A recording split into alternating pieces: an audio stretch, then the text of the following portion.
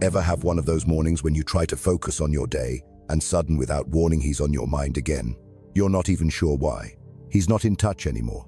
Sometimes, it feels like he's completely vanished from your life. Still, his presence lingers, tucked away in some quiet corner of your thoughts.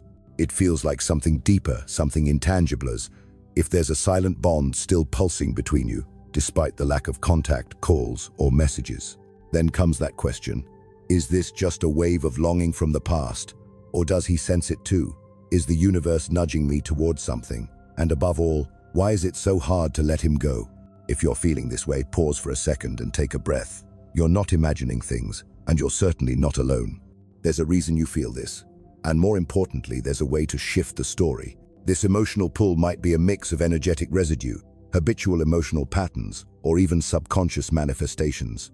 What matters most now is making sense of it and transforming this emotional weight into clarity and empowerment. Today, we'll explore all of this, inspired by Carl Jung's perspective on energy, focus, and vibration. But don't worry, it'll be clear and practical, not philosophical or hard to grasp. It's time to understand what this person in your mind is really reflecting and, more importantly, what it says about your inner world. If this already speaks to something inside you, feel free to like and subscribe. That small gesture helps support the creation of this kind of content. Let's get into the heart of what you're feeling, because there are emotions that defy logic. You try to stay busy, distract yourself, hang out with others, dive into work, but the thought of him sneaks back in. It doesn't matter how long it's been or how many attempts you've made to release it, the sensation stays the same. Almost like there's a subtle, unseen string tugging you back toward him. But let's get this straight, it's not necessarily love or destiny. This often comes down to your focus. Where your attention goes, your energy follows. Carl Jung highlighted this principle: what you dwell on energetically becomes part of your reality. So if he's constantly on your mind, even from afar, you're unconsciously feeding that energetic loop, not out of intent, but through habit, emotional memory, and intensity. And energy is never passive. It has a frequency, it resonates, it influences. Sometimes you focus on someone so intensely that it feels like they must be thinking of you too, even with no signs. And maybe, just maybe, that's possible. Because when two people share strong emotional moments, a trace of that energy may linger in silence.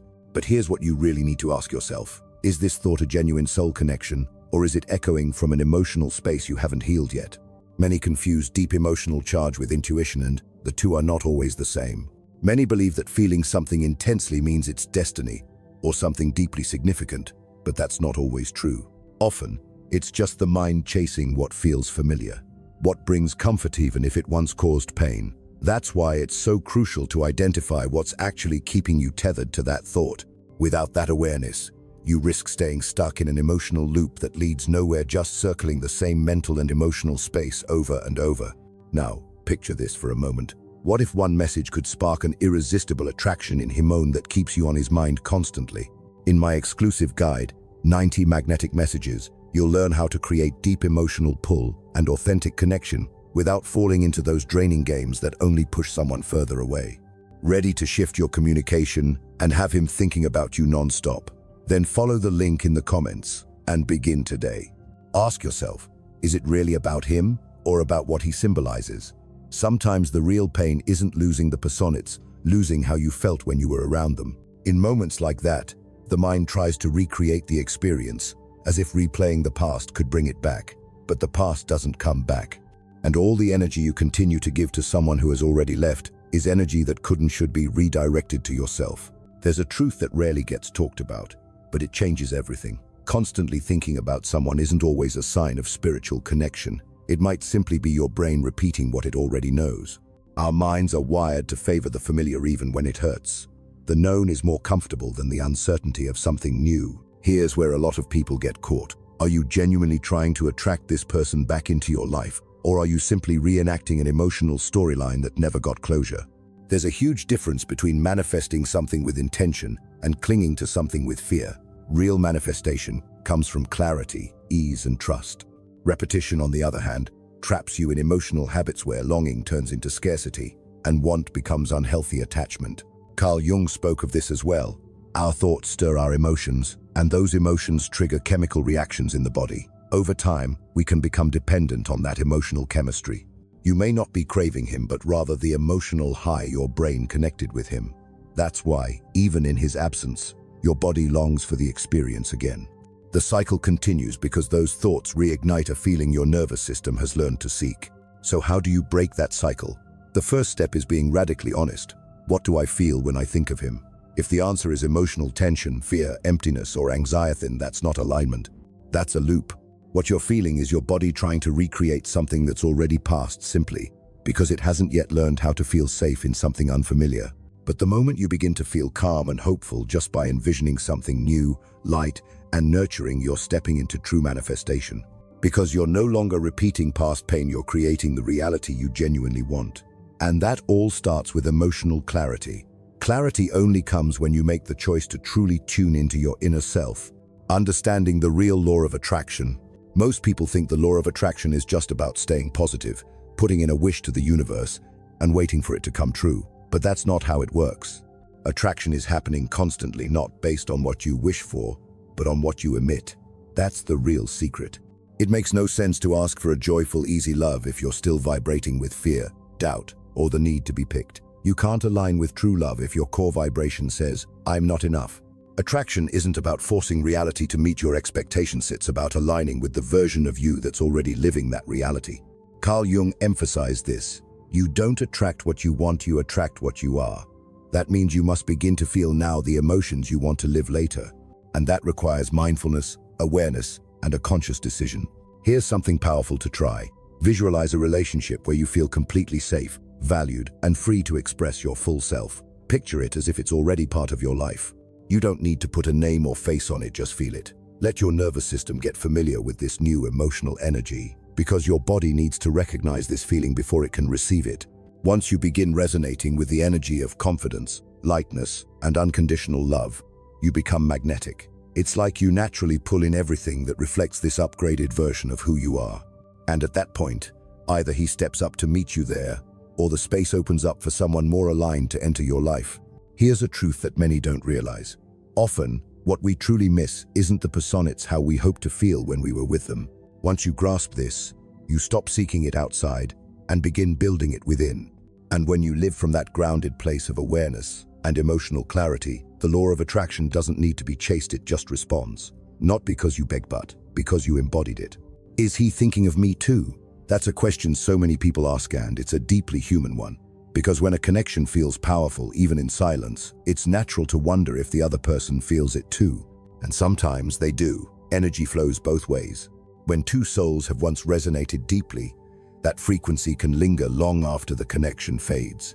Even without direct contact, it can echo in surprising ways. You might dream of him unexpectedly, hear a song that feels like it was written about the two of you, or feel his presence nearby even when he's physically far away. These signs may feel real, and sometimes they are. But often, they're simply your energy reaching out, trying to make sense of something unresolved. So here's the real question. What do you do with that? Because even if he's thinking about you, that doesn't change your present reality. It doesn't alter the fact that he's not reaching out, not present, not showing up in any tangible way. So rather than trying to interpret subtle signs, the most empowering thing you can do is shift the focus. Instead of asking, "Is he thinking about me?" ask yourself, "How do I feel when I think of him? Does it lift me, or does it weigh me down?" Because the universe doesn't respond to what you wish for, it responds to the energy you embody. And when you stop chasing clues and begin seeking clarity, everything starts to realign. If it's truly meant for you, it will come together effortlessly. If not, it will fall away. What's truly yours will never require you to lose yourself trying to figure someone else out. True intuition feels light and clear, not frantic or needy. Real connection brings calm, not emotional chaos. If you're feeling constant pressure to get answers or confirmation, you're likely operating from fear rather than intuitive wisdom.